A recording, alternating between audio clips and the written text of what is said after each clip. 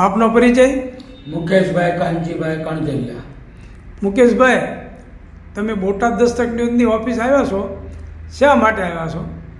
હું બોટાદ દસ્તક ન્યૂઝની ઓફિસે એટલા માટે આવ્યો છું કે મને ન્યાય અપાવે મીડિયા. આજથી 26/11 અમે બોટાદ પોલીસ સ્ટેશનની અંદર એવી ફરિયાદ દાખલ કરેલ હતી કે મારી છોકરી હારે આવું વર્તમાન થયું છે, બરોબર? તો અરજી આપી હતી તમે? અરજી આપી. હા, એની એફઆઈઆર 31 દિવસ લેટ થઈ. 30 દિવસ સુધી પોલીસે અમારું સાંભળ્યું નહીં અને 30 દિવસ પછી અમારી એફઆઈઆર કાઢી. એમાં શું તમને અસંતોષ ને શું અન્યાય થયો? આરોપી 4 છે અને પોલીસે એક વિરુદ્ધ કાર્યવાહી કરી દીધી.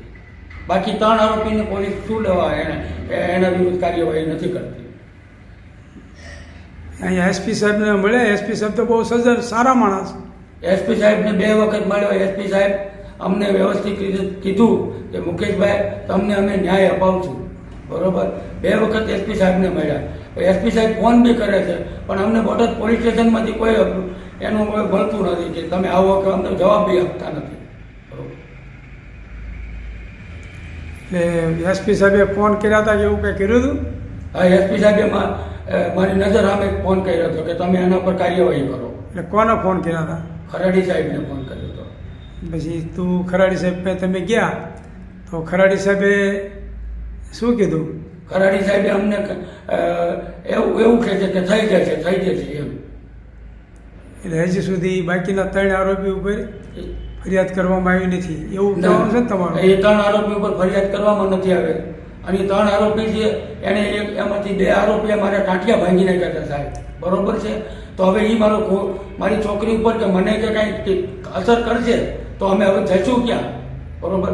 અમને મારશે કૂટશે તો અમે ક્યાં જઈએ?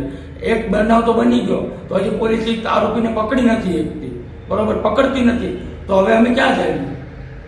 અને તમારા જે પત્ની છે એની સાથે જે સંબંધ છે એ પ્રવીણભાઈ ને?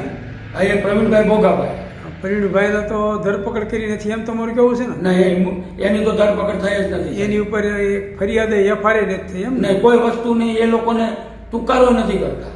તો આ બાબતે બોટાદ પોલીસે ભીનું સંકેલી લીધું એવું તમારું કહેવું છે? હા, એનો મતલબ એ જ થયો કે અલ્લાહ ગલ્લા કરીને આ લોકોને રિક્ષાવાળો છે, ગરીબ માણસ છે, આ શું કરી લેવાનો ઉઘાડ પગો? અને મને માનસિક ટોર્ચર થાય છે આમાં. અમારે ધંધો કરવો કે ન કરવો? અમુક લોકોની ઉપર તો ખોટી ફરિયાદ કરી વાળે છે પોલીસ. તો તમારી સાચી ફરિયાદ છે તો છતાં ફરિયાદ નથી, તો એ આરોપીને નથી પકડતા, આરોપીના નામ નથી નાખતા એફઆઈઆરમાં.